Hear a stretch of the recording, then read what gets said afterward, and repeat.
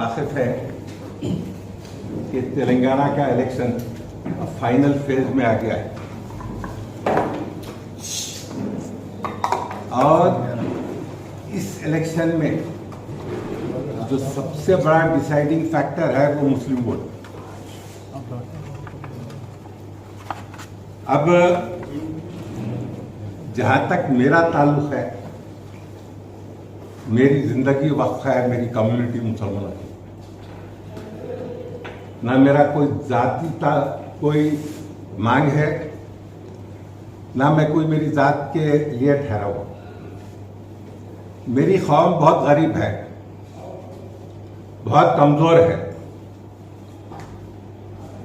हर वक्त इसका इस्तेसाल किया गया, वोटों का इस्तेसाल किया गया और हमारी कौम को कुछ नहीं मिला। तेलंगाना मूवमेंट जब चला तो कई लोग तेलंगाना के खिलाफ थे। मैं आगे बढ़ा और केसीआर के साथ तकरीबन 12 साल इस मूवमेंट के अंदर था। सारा तेलंगाना फिरा और बेलौस काम किया। वजह यह थी कि ये जो दक्कन है, तेलंगाना है, इस तेलंगाना के डेवलपमेंट में हमारी कौम का बहुत बड़ा हाथ है। इनके नक्शे कदम भी सारे तेलंगाना के अंदर, जैसे निजामाबाद है, आदिलाबाद है, जहीराबाद है, करीमनगर है, मौजूद है। मैं मुसलमानों को कन्विंस किया इस बात के कि यहाँ तक कि यह अपना वतन है, इसकी आज़ादी एक एज अ स्टेट जरूरी है और ये भी लाजिम है कि हम जो मुसलमान गांव में रहते हैं उनकी तादाद बहुत कम है और मूवमेंट के अंदर तकरीबन तेलंगाना का हर फर्द शामिल था। और मैंने यह बात कहा कि ये कुव्वतें जो तेलंगाना मूवमेंट के खिलाफ है, इनका साथ मुसलमान नहीं देना चाहिए। ये हमारा वतन है और इस वतन की खातिर हमने केसीआर का साथ दिया, खुलकर साथ दिया। और सिर्फ मैं था जो मुसलमानों को फिर कर कन्विंस किया। सारा तेलंगाना फिरा और मुसलमान वोट डाले। हम लोगों को मुसलमानों को इन जनरल केसीआर से बड़ी उम्मीदें वापसता हो गई। ये हमारी तहजीब की बात करते थे, हमारी जबान बोलते थे और खुल्लम खुल्ला कई वादे किया इन्होंने। सबसे फोरमोस्ट वायदा जो किया गया वो 12 फुट था।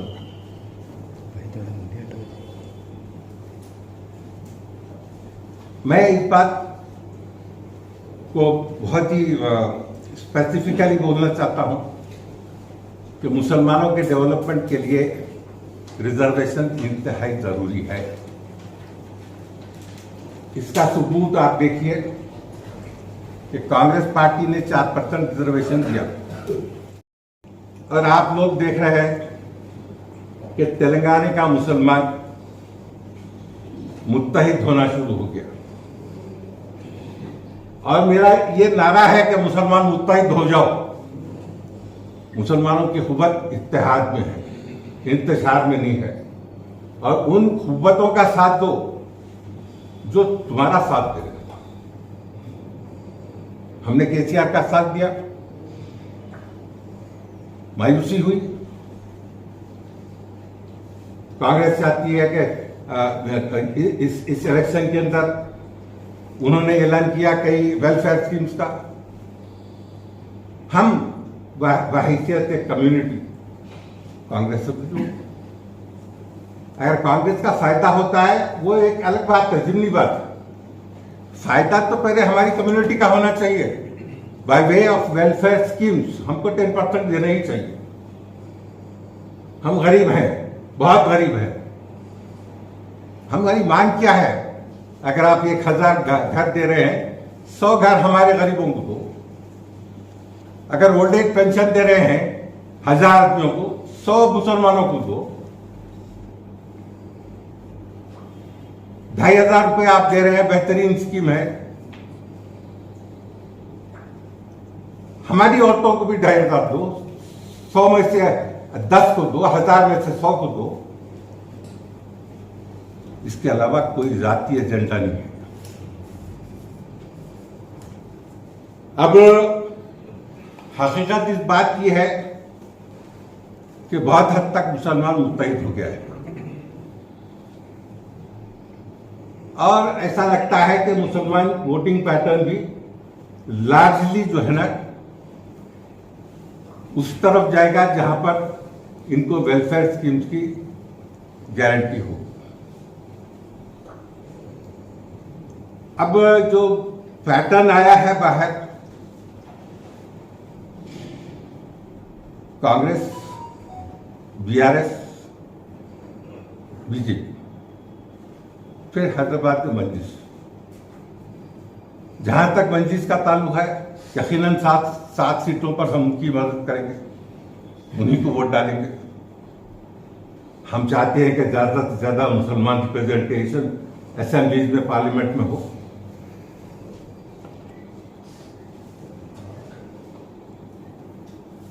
अब ये होते होते गुज़िश्ता कल एक वाक़या पेश आया।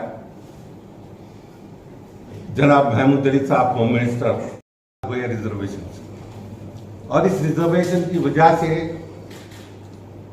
मुस्लिम कम्युनिटी को बहुत फायदा पहुंचा, खासकर गवर्नमेंट जॉब में, मेडिकल सीट्स। इसके अलावा कई वायदे किए गए जो छोटे मोटे थे। मसलन KBR पार्क का नाम बदलकर आसिफ जाए के बहाल कर देंगे, मसलन इस्लामिक सेंटर बना देंगे, मसलन इस किस्म की और बहुत सारी बातें। अजमेर के अंदर रुबात बना देंगे, जहांगीर की दरगाह को डेवलप कर देंगे। अब अफसोस की बात यह है कि इनमें से एक वादे की भी तकमील नहीं।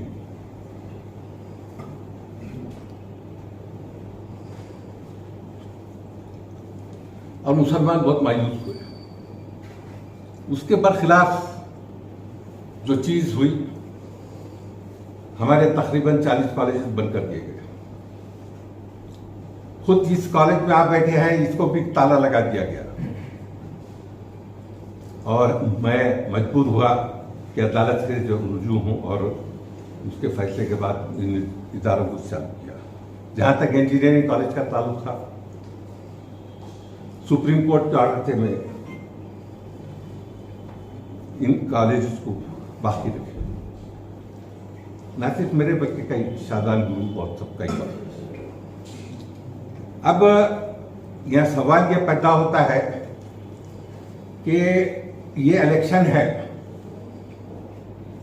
यकीनन एज अ कम्युनिटी और एज अ कम्युनिटी लीडर मुझ पर लाजिम है कि मैं मेरी कम्युनिटी के लिए खड़ा रहूं। और आप खुद देख लीजिए, इस वक्त जब शदीद कशमकश हो रही है पॉलिटिकल, मुसलमानों की बात सिवाय मेरे कोई नहीं कर रहा है। आप देख लीजिएगा ये बात।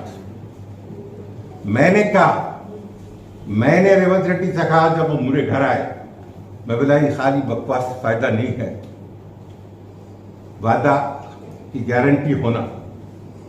और मेरी मांग बहुत मामूली है, ये कोई पर्सनल बात नहीं है। जो वेलफेयर स्कीम कांग्रेस दी है, ऐलान की है, उसका 10% हिस्सा हमको दे दो, आप 90% ले लो। हम गरीब हैं, मेरी कम्युनिटी दलितों से भी गरीब है, इसमें कोई शक नहीं है। हम बहुत बैकवर्ड है, हमारी कोई सियासी पनाहगाह नहीं है नेशनल लेवल पे। और फिर जो हमारी राइट्स है कॉन्स्टिट्यूशन ऑफ इंडिया के आर्टिकल 30A के तहत, उनको एनफोर्स करो।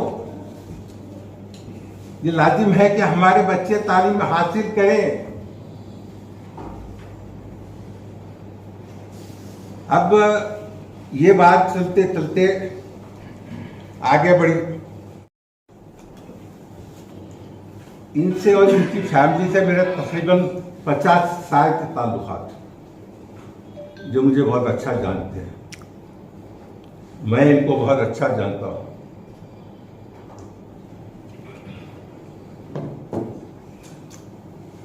उन्होंने खुद पर शख्सी हमला किया। हालांकि सारी मुहिम, इलेक्शन की मुहिम में हमने किसी को भी शख्सी तौर पर टारगेट नहीं किया। हमने मुसलमानों के लिए खड़े रहा। मेरा जीना इस कौम के लिए, मेरा मरना इस कौम के लिए। मैं खुली बात हूं, यहां मेरे पास कोई और एजेंडा नहीं है, न था न है।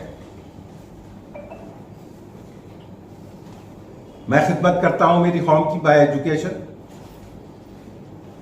इन इदारों की हिफाजत किया मैंने।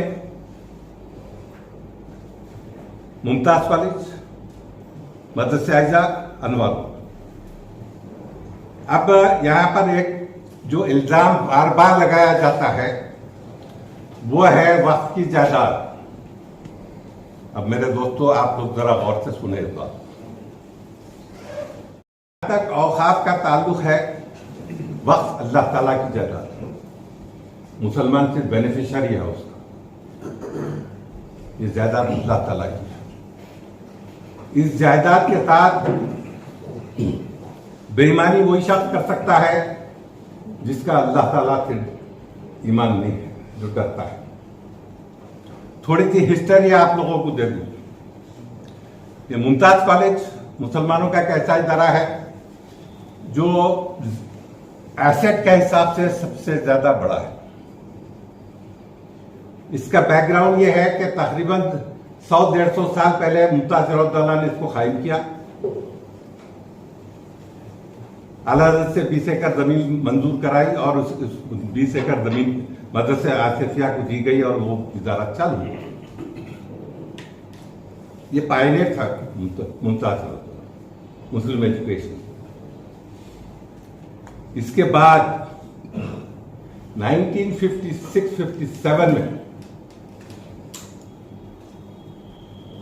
निजाम से 45 एकड़ जमीन खरीदी गई by way of registered sale deed. पहले की 20 थी। ये जुमला होगी 65 एकड़। 57-58 के अंदर गवर्नमेंट ने उसमें से पार्ट जमीन को एक्वायर किया और आंध्रा कॉलोनी कायम हुई। इसका कंपनसेशन कॉलेज को मिला। इसके बाद मुमताज कॉलेज एग्जिस्टेंस में आया।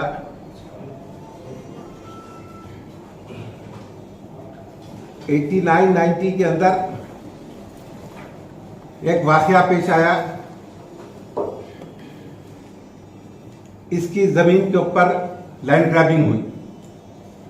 एक जावेद सिद्दीकी और शाहिद सिद्दीकी, दो नाम की सूरत है, जिन्होंने लैंड ग्रैबिंग की और जाली दस्तावेजात बनाए गए 6 एकड़ के। उस वक्त जनाब गुलाम जजदारी साहब सेक्रेटरी थे, डॉक्टर मन्नान चेयरमैन थे। सुबह का वक्त था, फजर के बाद में बैठा था। जजदारी साहब, जिनके खानदान से मेरा करीबी ताल्लुक है, बहुत करीबी ताल्लुक है, वो आए और कहा कि ये मुझसे नहीं हो सकता, ये आपका मन हो। मैं बोला ये मेरे पे पहले से अनवारों का बोझ बहुत है, ये काम नहीं हो सकता। नहीं आप समझ। इन्होंने मुझे हैंड ओवर कर दिया। उसके बाद मैंने जब तहकीक किया तो इसके डॉक्यूमेंट्स नहीं थे। कॉलेज का एक लेक्चरर था अमजद सिद्दीकी, उसका इंतकाल हो चुका है। उस शख्स ने मेरा साथ दिया और आर्काइव से और हर जगह से हमने डॉक्यूमेंट जमा किए। वह है कि हैदराबाद में एक मोहम्मद इलियास नामी एक एडवोकेट रहा करते, वो इत्तेफाक से मुमताज कॉलेज के मेंबर भी थे। एक दिन उनकी वाइफ के पास से टेलीफोन आया कि कुछ डॉक्यूमेंट्स उनके पास है। तो वो डॉक्यूमेंट मैंने निकाले, देखा तो वो गोल्ड माइन था। उसमें वो सारे डॉक्यूमेंट मुझे मिले जिसकी जरूरत थी मुकदमा लड़ने के लिए। मुकदमा लड़ा गया और उसके बाद हमने मुकदमा जीता। यह उसका फैसला है और इस मुकदमे के अंदर कोई ना मेरी मदद की, ना मेरे एक पैसा किसी फाइनेंस किया। ये खुद मेरा पर्सनल एफर्ट था और मेरी कौम के लिए क्या, मैं मेरी आखिरत के लिए क्या, मैं खुश हूं उस बात से। अब इसमें से तकरीबन 30 एकड़ जमीन एक्वायर की गई आंध्रा कॉलोनी के लिए, कुछ जमीन एक्वायर की गई वाटर पाइपलाइन के लिए तकरीबन 710, इसके अलावा कुछ रोड वाइडिंग में गई। अब इसके अलावा जो जमीन इस वक्त है वो 32 एकड़ 16 गुंठे, ये इसका नक्शा है और ये नक्शा लैंड ग्रैब कोर्ट के ऑर्डर से बनाया गया है जो इस जजमेंट में पूरी तरीके से मौजूद है। अब ये जमीन शर का बाइस है, ये जमीन फितने का बाइस है। हर थोड़े दिन को ये मसला उठता है और मुझ पर इल्जाम लगाया जाता है। कल इन्होंने इल्जाम लगाया मुझ पर कि मुझ पर वर्निस केस है और मैंने जमीन की जो है ना गदरबूद की है। लोगों, मेरे भाइयों, या बहुत सारे गैर मुस्लिम भी हैं, मुसलमान भी हैं, जहां तक मेरा ईमान है यह कुरान है, यह कुरान है, मेरा ईमान है।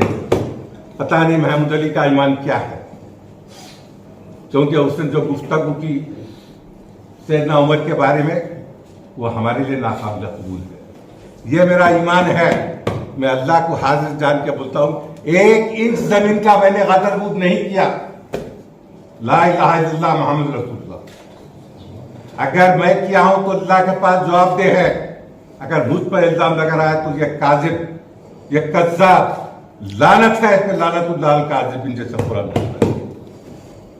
इसका फैसला मेरा और उसका अल्लाह के पास होगा। मैं जानता हूं उसने क्यों किया ये बात।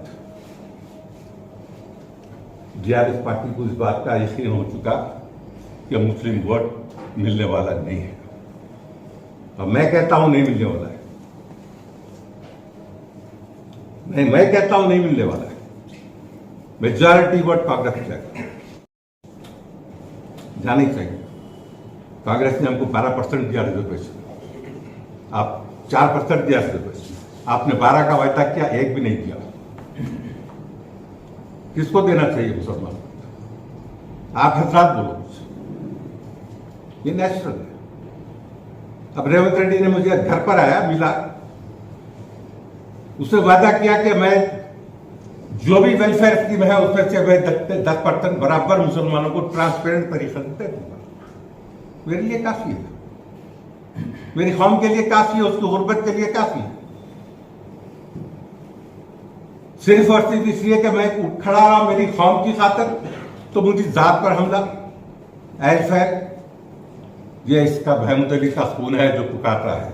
मेरा दर्द अलग है, मेरा खून अलग है। मुझे फख्र है इस बात। मैं मुसलमान हूं, सहाबा की मेरे ईमान का जुज जानता हूं। मैं ये गुफ्तगू नहीं कर सकता, खुदा की खत्म नहीं कर सकता कि उमर के बाद, सैयदना उमर के बाद अगर कोई पैदा हुआ तो 54 में केसीआर पैदा हुआ। ये बात मैं नहीं बोल सकता, खत्ता ही नहीं बोल सकता। अब झुटलाता है शख्स, आ जाओ फॉरेंसिक लेबोरेटरी में, सारा खर्चा मैं बर्दाश्त करने तैयार हूं।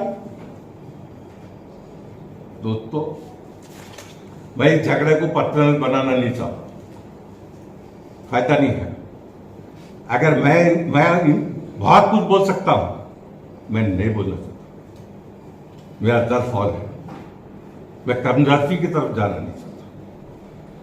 मेरा एजेंडा सिर्फ और सिर्फ मेरी कौम है, उसका डेवलपमेंट है। इसके अलावा अल्लाह की कसम कुछ नहीं। मैं देखता हूं सुबह और शाम 40 साल से बैठा हूं इस इदारे में। आओ देखो, आप मुमताज कॉलेज आ जाओ, ये जमीन की हिफाजत देख लो, ऐसा आ जाओ, आ जाओ, हाँ देख लो। दोस्तों, बात ईमानदारी की होना चाहिए। ये महमूद अली, इनकी बीआरएस में क्या हैसियत थी मैं जानता हूं। अब मुश्किल क्या हो गई कि इनकी इफादियत का, इनकी इफेक्टिवनेस का अंदाजा केसीआर केटीआर को हो गया कि ये मुस्लिम वोट ला नहीं सकते, लियाता महबूब आलम को गाली दी। सुना गया कि डायरेक्शन दिया गया कि इसके ऊपर अटैक करो। मैं उनके लिए मर मिटने तैयार हूं, मेरा ईमान अल्लाह पर है। मैंने इमरजेंसी के अंदर 3 महीने अंडरग्राउंड था। इमरजेंसी के बाद मिसेस गांधी जेल को गई और छुट्टी बाहर, तो मैं जाकर मिलकर उसको हैदराबाद लाया और दारुस्सलाम में जलसा हुआ। कई केसेस, रमीजाबी केस हो, सिकंदराबाद कॉन्स्टिट्यूंसी केस हो, कई केस हो, कई केसेस मैंने खुद हैंडल किया और लड़ा है मेरी कौम की खातिर। ये कोई नई चीज नहीं है। अब यहां पर चंद चीजें हैं जो ये जनाब झुटलाते हैं। अब गौर से देखिएगा, 60 साल की कांग्रेस रूल में इतने मस्जिद शहीद नहीं हुए जितने ये 9 साल के अंदर हुए। मस्जिद हाशमी सेक्रेटेरिएट वास्तु की वजह से तोड़ दी। मस्जिद दफ्तियार सेक्रेटेरिएट तोड़ दी। मस्जिद कुतुबशाही और खबरस्तान हयात नगर खत्म हो गया। मस्जिद तीन खाना शामिर पेट, मस्जिद कुतुबशाही और गिरविया जिलालगुड़ा, मस्जिद एक खाना अंबरपेट, मस्जिद ख्वाजा महमूद शमशाबाद, मस्जिद नूरी शमशाबाद। और ये सारे मस्जिदों की शहादत के वक्त ये शख्स होम मिनिस्टर था। क्या इन्हें, इस शख्स ने कभी कभी एतजा किया वह हैसियत मुसलमान होने के? क्या कभी कहा कि क्यों तोड़ रहे हो मस्जिद? जब तुम्हारी खुतबत थी, चीफ मिनिस्टर थे, तुम पर लाजिम था कि तुम उठ के खड़े होते और बोलते।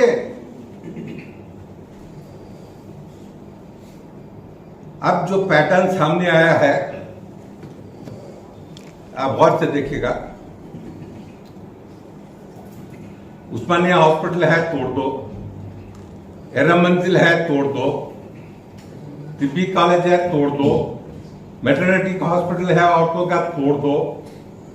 गंडीपेट 111 बर्खास्त कर दो ताकि गंडीपेट सूख जाए, हिमायत सागर खत्म हो जाए। ये क्या बात है? अरे खुदाई कसम, ये हमारा वतन है, इससे हमको मोहब्बत है, ये हमारी असलाफ की निशानियां है। हम तो चाहते कि हर आदमी जो हैदराबाद का है, वो चाहे हिंदू रहे या मुसलमान रहे, उठ खड़े रहे। इस बात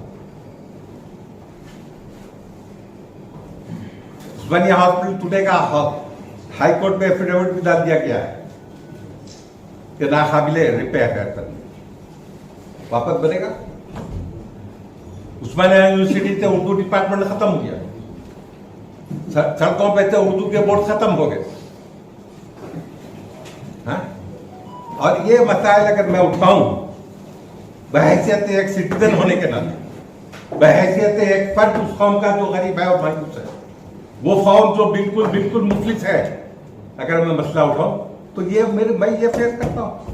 मेरा ईमान है, मेरे यार, ये मेरा ईमान है, कुरान, अल्लाह की कसम खा रहा हूं, मैं एक पैसे का किसी का लिया नहीं, ना एक इंच जमीन में कभी जिंदगी के अंदर किसी की भी आज तक मैंने कब्जा नहीं किया।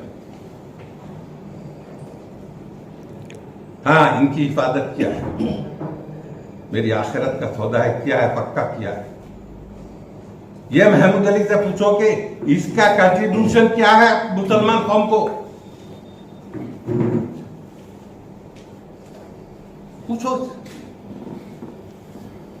और ये जात पे हमला करता है और बोलता है कि मैं जो है ना मेरे खानदान की जायदाद खाया। उसके लिए भी आप लोग गवाह, ये खत्म करता हूं अल्लाह ताला की, मैंने मेरे खानदान की एक इंच जमीन नहीं बेची, ना किसी भाई की जायदाद खाया।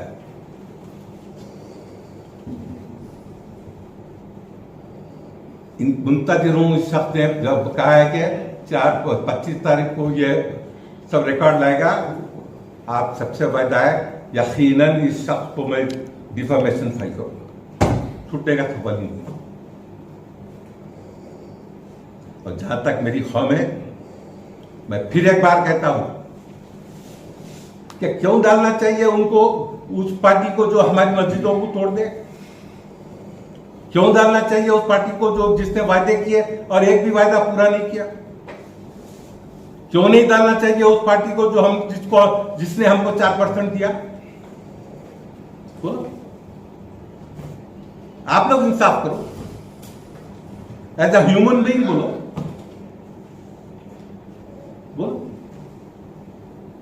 कब तक मुसलमान धोखा खाए और क्यों धोखा खाए? कहीं ना कहीं तो एंड होना चाहिए इसका।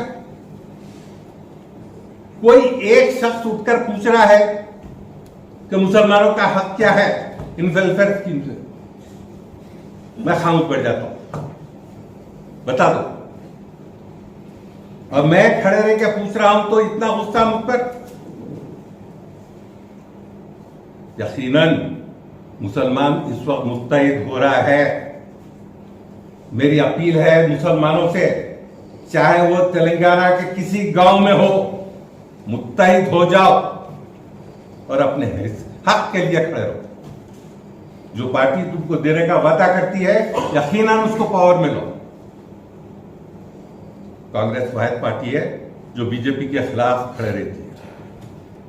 क्यों नहीं साथ देना चाहिए अखिलेश? क्यों नहीं देना चाहिए? पैटर्न देखो, सारी क्रोनोलॉजी देखो। एनआरसी का मसला आया पार्लियामेंट में, केसीआर साहब वॉकआउट कर गए। क्यों साहब, आप हमारी सपोर्ट में वोट क्यों नहीं डाला आपने? ट्रिपल तलाक का मसला आया, आपने फिर वही काम किया। क्यों नहीं साहब हमारी सपोर्ट में आया? आपने बोलकर आए थे, बच्चा बच्चा हम आपको वोट डाला था। तेलंगाना फॉर्म नहीं होता अगर मुसलमान साथ नहीं देते।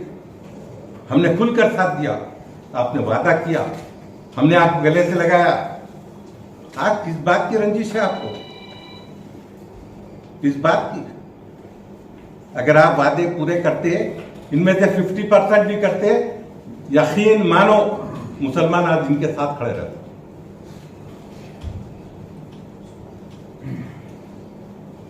धोखा, झूठ। असेंबली पास करती है रेजोल्यूशन, भिजाया जाता है सेंटर को, जानते बूझते कि बीजेपी गवर्नमेंट देती है। वो तो 4% भी बर्खास्त करने का ऐलान कर दिया है। क्या ये गुनाह है? मेरी कौम के लिए खड़े रहना गुनाह है? क्या मेरी जात के लिए मांग रहा हूं 4%? अल्लाह ताला मेरी रोटी दिया है, मेरा बिजनेस है। ये मेरा बिजनेस नहीं है, इसका मैं मालिक नहीं हूं। इसका मालिक वो कौम है जिसका नाम मुसलमान। ओपनली बोलता हूं। महमूद अली, ये अपना जर्फ बताया। महमूद अली, इसकी जिंदगी वहां पर गुजरती है, इसकी जिंदगी सुबह से शाम तक वो हरकत करते हैं जो मेरे लिए या आपके लिए इंतहाई दलील है। गैर जरूरी आप जाके हाथों की बोसे लेते हैं और आपकी एक आलेकार बाजूबंद बने हुए हैं। आप क्या किया है? मैं जानता हूं कि उसको बोला गया मुझ पर हमला हो, इससे कोई फर्क नहीं पड़ता। मुसलमान मुत्तहिद है, पक्का मैं डिस्ट्रिक्ट का दौरा कर रहा हूं 100%।